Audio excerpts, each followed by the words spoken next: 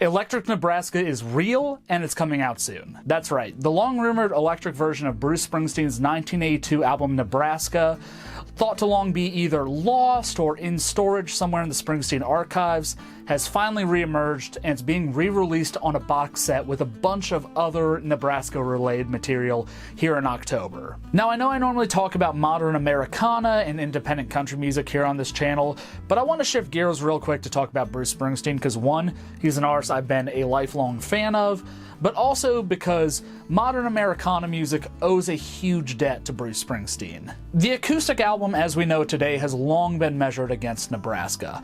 That has been the gold standard record since 1982, something that I've occasionally complained about on this channel because it seems to sometimes be the only point of comparison, but the fact is, for 43 years, no album has dethroned this as the gold standard. So I want to talk about this because Electric Nebraska has been the stuff of legend among fans for years, and we never were sure that we were ever going to actually hear it. But it is real, it is coming, and we got our first taste of it this past week with this never-before-heard version of Born in the USA from the Electric Nebraska sessions. And honestly, it sounds amazing. So for those who don't know, I'm going to give a little bit of context as to what I mean when I say Electric Nebraska. So, fresh off the River Tour, Bruce Springsteen secluded himself to his home in Colts Neck, New Jersey, and started working on a new crop of songs, which he recorded on a 4-track recorder in his bedroom, with the intent of those only remaining demos. Following this, Springsteen and the E Street Band went into the studio for about 2 weeks to try and cut the songs from the demo take, and the ultimate conclusion was that the demos actually sounded better for these songs than anything that the E Street Band was cooking up. And so that demo tape was released as the album Nebraska in 1982 to mixed critical review, but has since grown to legendary status, kind of a cult favorite among fans, many people believing that it is his best work, certainly one of his most interesting works. And it's easy to see why. The spacey, dark, kind of just chilling energy of this album is so different from anything, one, that Springsteen had done before, but also that a mainstream artist at that point in time had ever really put out.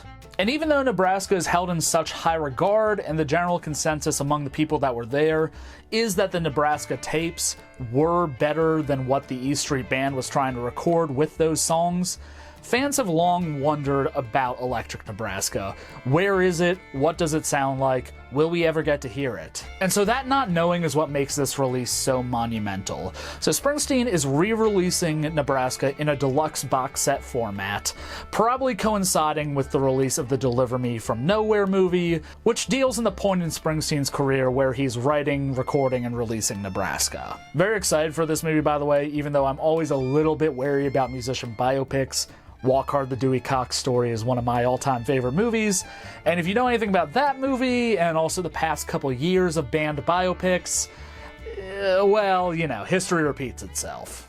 But on this deluxe box set, we're going to get a remastered version of the original album, a set of outtakes from the original Nebraska recording session, a new live version of all the songs from this album, I believe from what I saw, possibly recorded within the past year, April 2025, and lastly, of course, the long-awaited Electric Nebraska. And one of the craziest things about this is the way it came to be was Springsteen was doing an interview about tracks 2, and a reporter for Rolling Stone asked him about Electric Nebraska, and he was like, I don't think that actually exists.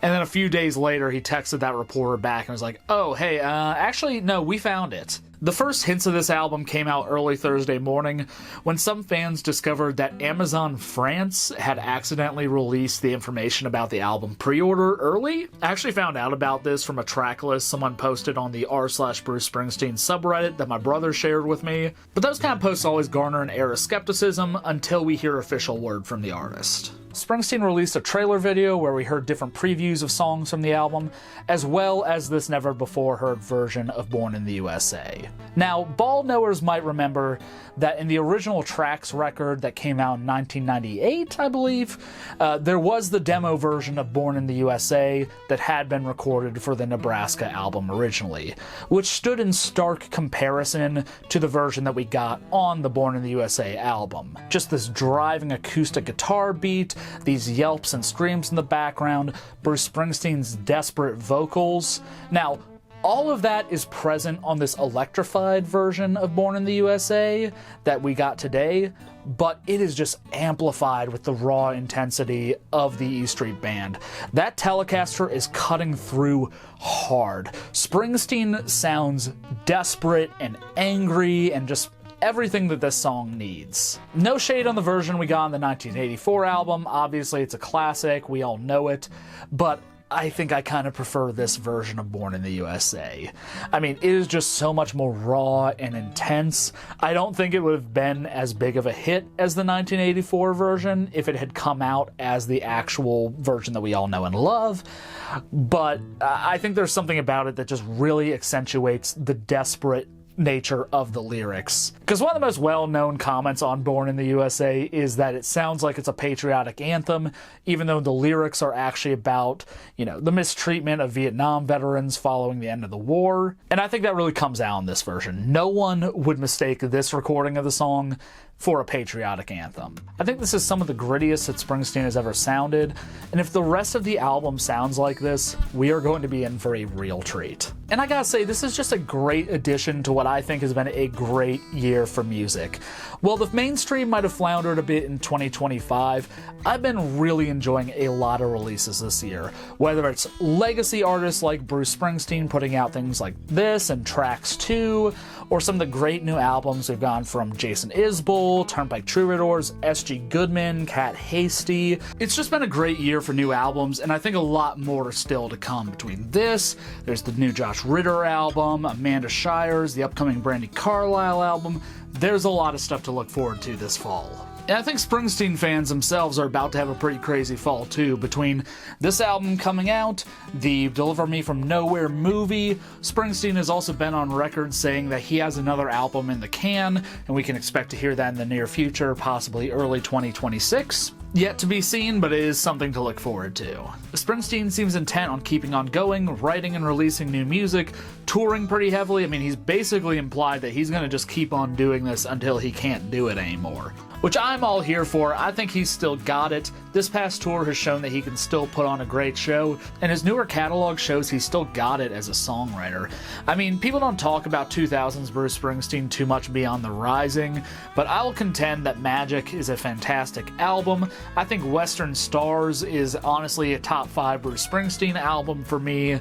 I'm excited for everything ahead with Bruce Springsteen. He's just one of my favorite artists, and I honestly just made this video to kind of fill in some of the gaps on Electric Nebraska for some people, but also just to share why I'm so excited about this. I mean, a lot of people thought we were never going to hear this album, and yet it is coming out in a matter of weeks. But anyway, I think that's all I've got to say about Electric Nebraska and this new deluxe edition of the album. I might do a review of it, I might not. I mean, this is a 43-year-old album that's being expanded on, so, we'll see how we're feeling when we get a little bit closer to the release. So yeah, let me know what you think in the comments below. Did you like this new version of Born in the USA? Are you excited for this re-release? Are you excited for Electric Nebraska? I know I am. Let me know your thoughts below. I'm Brent Funkhauser from Red Moon Media. If you like roots music, Americana, alternative country folk, all that kind of stuff, I typically talk about that here on this channel. Subscribe, follow along. Might just be talking about some of your favorite artists here soon. Thanks for watching.